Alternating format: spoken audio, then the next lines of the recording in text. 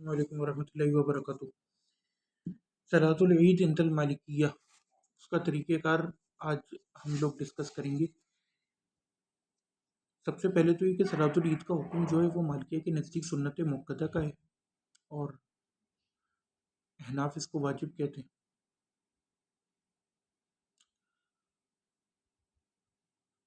हनाबला इसको फ़र्ज़ किफ़ाया कहते हैं। और सादात मालिकिया की दलील ये है कि रसूलुल्लाह के पास जिस बंदे ने आके पूछा था कि क्या मेरे पास इस 5 नमाज़ों के अलावा भी कोई चीज़ फ़र्ज़ है, तो रसूलुल्लाह ने फरमाया कि ला। तो इससे साबित हुआ कि बाकी तमाम नमाज़ें जो हैं वो सुन्नत मुक्कदा के हुक्म में गिरेंगी या उससे नीचे। कोई भी नमाज जो है वो एक्स्ट्रा नहीं है इन 5 के अलावा फ़र्ज़ियत या वजूब के दर्जे में। अगर कोई बंदा मिस कर जाए नमाज तो इमाम मालिक के फतवे के मुताबिक वो अकेला भी पढ़ सकता है और बिल्कुल उसी तरह पढ़ेगा जिस तरह ईद की नमाज पढ़ेगा। अहनाफ वगैरह कहते हैं कि वो 4 रकात पढ़ेगा। हनाबला कभी मतलब अहनाफ जो है वो ऑप्शन देते हैं और उसको जुमे की नमाज के ऊपर कयास करते हैं, लेकिन जुमे की नमाज जो है ज़ोहर की 4 रकात के बदले में है, जबकि यहाँ तो कोई चीज़ है ही नहीं बदले में। तो यहाँ पे भी सादात मालिकिया का मज़हब अल्हम्दुलिल्लाह इट्स ऑन द टॉप। अब आ जाएगी पढ़ने का तरीका। पढ़ने का तरीका वही, क्योंकि उमूमन ज़्यादातर लड़के अहले हदीस से वो हुए हैं, तो जो तरीका मशहूर है कि पहली रकात में आपने क़ब्ल क़राअत से पहले 7 तकबीरात कहनी है और दूसरी रकत में क़राअत से पहले 5 तकबीरात कहनी है। अलबत्ता देयर इज़ अ डिफरेंस ये है, और ये हनाबला का भी मज़हब है, मालिकिया का भी। और मुसन्नफ़ अब्दुर रज़्ज़ाक़ में 5676 नंबर रिवायत है अन इब्न जुरैज अनता, वो भी इसी तरह की। यानी ये हमेशा से ना उम्मत में मसला रहा है। यहाँ तक कि इवन जो 4 भी कहते हैं ना, वो कहते हैं कि इसके अंदर तकबीरतुल अहराम शामिल है। अलग से तकबीरतुल अहराम के साथ तकबीरें नहीं कही जाती। तकबीरतुल अहराम अलग है, पहली तकबीर, उसके बाद 6 और फिर क़रात और फिर रुकू। तो ये पहली बात हो गई। ये हनाबला का भी मज़हब है। अब अगर आप किसी अहले हदीस इमाम के पीछे पढ़ रहे हैं तो आप मुताबियत में बेशक सातवीं तकबीर कहते हैं, लेकिन इट्स नॉट इम्पोर्टेंट। दूसरा जो मसला है वो ये कि तकबीरतुल अहराम कहने के बाद आपने चुपचाप खड़ा होना है और फिर जब इमाम तकबीर कहना शुरू करे तो आपने तकबीर कहनी है।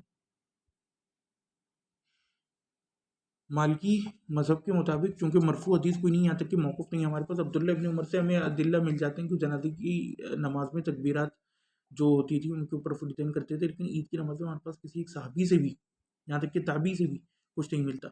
लिहाजा मालिकी मज़हब यही है कि इसके ऊपर, और अल्लामा अलबानी भी इसी तरफ गए कि तकबीरात में रफ़ुल नहीं है, चुपचाप आपने सिर्फ मुँह से कहना है। दूसरी बात, क्योंकि मालिकी मज़हब में मुस्तहब नहीं है या ज़रूरी नहीं है सना कहना, तो डायरेक्ट आपने तकबीरतुल इंतकाल के बाद, तकबीरतुल इहराम के बाद तकबीरात ईद कहनी है और फिर क़राअत शुरू करनी है औज़ु बिल्लाह बिस्मिल्लाह के बाद। वैसे तो औज़ु बिल्लाह बिस्मिल्लाह भी ज़रूरी नहीं है। दूसरी बात, तकबीरत इंतकाल दूसरी रकात में, यानी दूसरी रकात के जब खड़े हो रहे हैं, ये एक तकबीर है। अब इसके पास बाद मज़ीद 5 कही जाएंगी क़ब्ल क़राअत से पहले।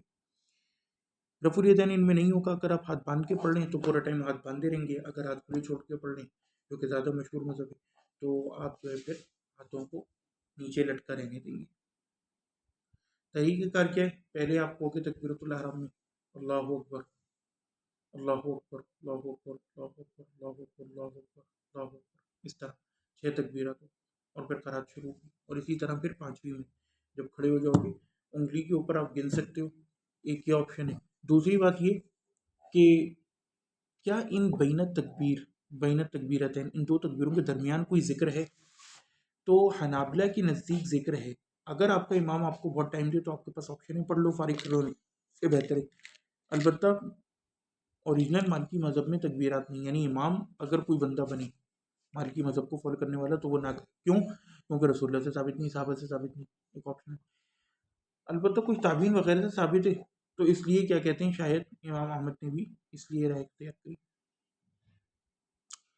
अता इब्न अबी रबाह इमाम ज़ुहरी वगैरह से मिलता है कि हमने हमेशा लोगों को इसमें रफ़ुल यदैन करते पाए तकबीरतुल ईद पर, मुसन्नफ़ अब्दुर रज़्ज़ाक़ में, इसलिए इमाम अहमद और दीगर लोग शायद इसके क़ाइल या फ़ाइल हैं, लेकिन हमारे पास पक्की दलील कोई नहीं है। वो जो अबू दाऊद हदीस नंबर 223 लोग लाते हैं वो मालूल है, तो कोई पक्की दलील नहीं है हमारे पास। अगर किसी हनफी इमाम के पीछे हो, अब क्या किया जाए?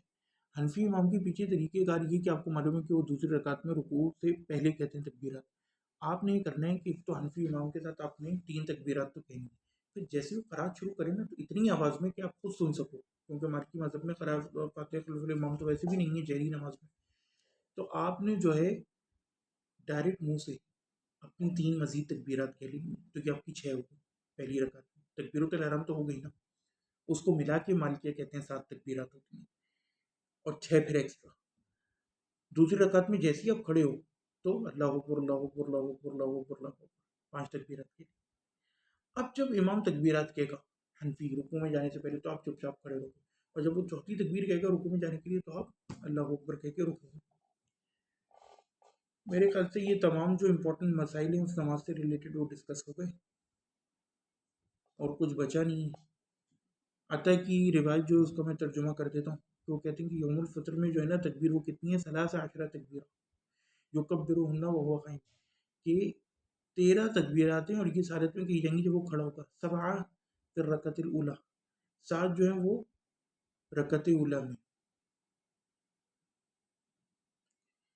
منہن تکبیرۃ الاستفتاح للصلاۃ، ان میں سے ایک تکبیر استفتاح ہے یعنی شروع کی، جو ومنہن تکبیرۃ الرکعہ، اور انہی میں سے ایک تکبیرۃ الرکعہ ہے یعنی رکوع کو جانے والی، نہیں ہو گئی 2، تو عطا تو کہتے ہیں 5 بچی، منہن 6 قبل القراءہ، اور کہتے ہیں کہ اس میں سے 6 جو ہیں وہ قبل القراءہ ہے، قرات سے پہلے، ومنہن واحدہ بعدہا، اور اس میں سے ایک جو ہے اس کے بعد ہے، یعنی کہ تکبیرۃ الاحرام 5 اور پھر قرات اور پھر ایک رکوع میں جاتے ہوئے۔